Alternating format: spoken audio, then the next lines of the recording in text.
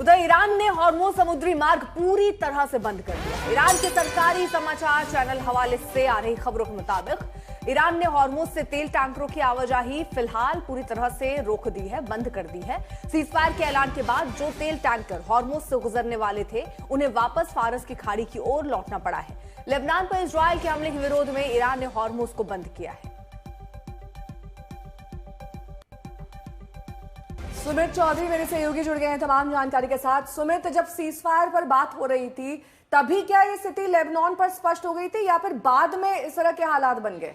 देखिए, एक बात तो तय है कि मध्यस्थता करने वाले पाकिस्तान हो या फिर ईरान, दोनों को नहीं पता था कि इसके अंदर लेबनान मौजूद है या नहीं है। और ये बात तब है कि जब इजराइल ने ना तो लेबनान पर हमले रोके हैं और इजराइल साफ तौर पर कह चुका कि वो लेबनान पर हमले रोकेगा भी नहीं, क्योंकि वो हिजबुल्लाह के खिलाफ बड़ी कार्रवाई करता रहेगा। अभी इंपॉर्टेंट ये है क्योंकि नया अभी मौजूदा हालात के अंदर कि क्या लेबनान को लेकर क्या बातचीत बन सकती है, वो संभावनाएं ना के बराबर है, क्योंकि जो इजराइल की ग्राउंड फोर्सेज है, पैराट्रूपर्स हैं, वो साउथ लेबनान के इलाकों में मौजूद हैं। और देखिए, सारी परिस्थितियों में आप देखिए ये कौन सा सीज फायर था, कौन सा एग्रीमेंट था जिसमें ना तो ईरान को पता था कि लेबनान उस बातचीत में शामिल नहीं है, ना ही पाकिस्तान को पता था जो सो कॉल्ड मध्यस्थता कर रहा था, और ना ही इसको लेकर अमेरिका ने स्थिति को स्पष्ट किया। तो निश्चित तौर पर आप मानिए कि इसके टूटने की गुंजाइश या इसके टूटने की अनुमान अमेरिका को और इजराइल को पहले से था। शायद इसी वजह से आप कह सकते हैं कि इनको एक पर्दे के पीछे रखा गया, इन चीजों को छुपाया गया, और शायद 48 घंटे के बाद आप देखेंगे रिजल्ट ये निकलेगा कि जैसी स्थिति पहले थी वैसी स्थिति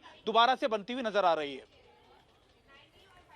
फिर इस पर अब क्या सीज फायर यानी पूरी तरीके से माने कि खत्म हो गया, क्योंकि हमले होने लग गए हैं। इसके अलावा हम देख रहे हैं कि हॉर्मुज़ को भी ईरान ने बंद कर दिया है पूरी तरीके से। अब आगे की स्थिति क्या नजर आती है? देखिए, अगर आप उनके विदेश मंत्री अरागची का ट्वीट पढ़े तो उन्होंने साफ शब्दों में कहा है कि देखिए, 3 महत्वपूर्ण शर्तें, चाहे वो लेबनान को लेकर हो, चाहे वो स्टेट ऑफ हॉर्मुज़ को लेकर हो, या फिर लगातार अटैक को रोकने को लेकर, उन्होंने साफ तौर पर कहा है कि जब तीनों मुख्य शर्तों पर माना ही नहीं जा रहा, जब उन पर आप अमल ही नहीं कर रहे, तो फिर बातचीत का क्या दौर बचता है। तो ये सबसे बड़ा कंसर्न है अगर आप देखें अर्पिता। और इंपॉर्टेंट ये भी है कि ये टूटने की कगार पर इसलिए भी है क्योंकि जो कॉन्फिडेंस है सभी के अंदर एक दूसरे को लेकर, वो इस तरीके का है कि ना तो अमेरिका ईरान पर विश्वास करता है, अमेरिका को लगता है कि देखिए बहुत जल्दी वो अपनी मिलिट्रीज को रिवाइव करेगा, वो लगातार शक्तिशाली होगा, फिर अटैक करने की गुंजाइश करेगा, खासतौर पर इजराइल और मिडिल ईस्ट के देशों पर। वहीं अमेरिका और ईरान को ये पता है कि देखिए इससे पहले भी 2 बार 2025 में भी 2026 में भी मध्यस्थता और बातचीत के दौरान ही उन पर अटैक किए गए। तो ऐसे में ईरान अमेरिका का और इजराइल का भरोसा नहीं करना चाहता। तो जब इतना ज्यादा कॉन्फिडेंस लैप्स हो तो आप मान के चलेगा कि ये बातचीत आपको बहुत अच्छे आगे बढ़ती हुई नजर नहीं आएगी। हाँ, ये जरूर है कि फौरी तौर पर जरूर एक दूसरे पर डायरेक्ट अटैक बंद कर दिए गए, लेकिन कुछ ना कुछ ऐसा फिर दोबारा से तलखी बढ़ेगी जिसके बाद एक बार फिर से ये परिस्थिति पैदा होगी। और ये इसलिए भी क्योंकि अमेरिका ने अपने ट्रूप्स को पीछे नहीं खींचा, अमेरिका ने लगातार अपनी रीइंफोर्समेंट, रीडिप्लॉयमेंट उस इलाके में करता जा रहा है। तो ये संकेत है कि अमेरिका जानता है कि थोड़ा सा टाइम ले लिया जाए, उसके बाद अपनी स्थिति को और मजबूत करने के बाद ईरान को प्रेशराइज किया जाए। ठीक है, बने रहिए हमारे साथ। इस बीच लेबनान पर इजरायली हमले के बाद ईरान ने हॉर्मुज़ समुद्री मार्ग फिर से बंद कर दिया है, जिससे ईरान और अमेरिका के बीच तलखी बढ़ने लगी है। राष्ट्रपति डोनाल्ड ट्रंप ने ईरान को चेतावनी दी है कि अगर डील टूटी तो अमेरिकी सेना हमले के लिए पूरी तरह से तैयार है और इस बार का हमला पहले से ज्यादा घातक होगा। ट्रंप ने कहा कि जब तक ईरान के साथ समझौता पूरा लागू नहीं होता तब तक अमेरिका की सेना और युद्धपोत ईरान के आसपास तैनात रहेंगे। ट्रंप ने कहा कि हॉर्मुज़ हर हाल में सुरक्षित और खुला रहना चाहिए। वैश्विक अर्थव्यवस्था की सुरक्षा के लिए हॉर्मुज़ पर ईरानी नियंत्रण बर्दाश्त नहीं किया जाएगा।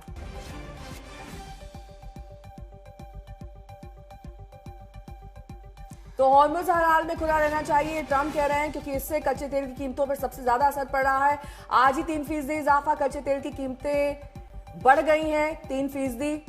और ऐसे में लगातार राष्ट्रपति डोनाल्ड ट्रंप ये कह रहे हैं कि अगर पूरी तरीके से हॉर्मुज़ पर शर्तों को नहीं माना गया तो सीज फायर लागू नहीं होगा।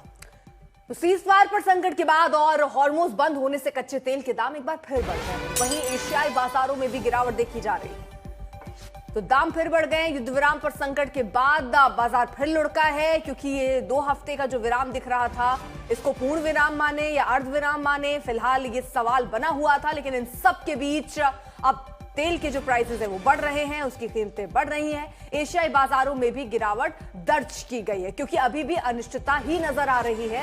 ये सीज फायर ऐलान तो हुआ है 2 हफ्तों का, लेकिन अभी भी आप देखेंगे तो इजराइल लेबनान पर हमला कर रहा है, वो उसको बफर जोन बनाना चाहता है। इजराइल चाहता है किसी कीमत पर वहां पर हमले नहीं रोकेगा, लेकिन समझौते पर इसको लेकर कोई बात हुई नहीं। जो प्रस्ताव थे वो अलग अलग लेवल पर थे। अब ईरान का कहना है कि अगर आप उस पर हमला कर रहे हैं तो हम इसे सीजफायर का उल्लंघन ही मानेंगे।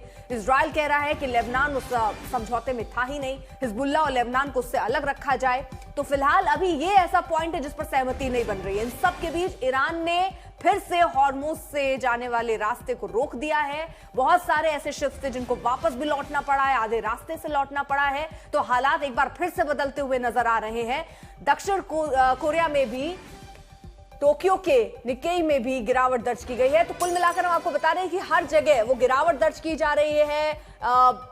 कीमतें बढ़ रही हैं, युद्ध विराम पर संकट से बाजार लुढ़क गया है। तो हालात अभी हो सकते हैं और बिगड़े, और इन्हीं को भांपते हुए ये सारे उछाल और गिराव आप देख रहे हैं।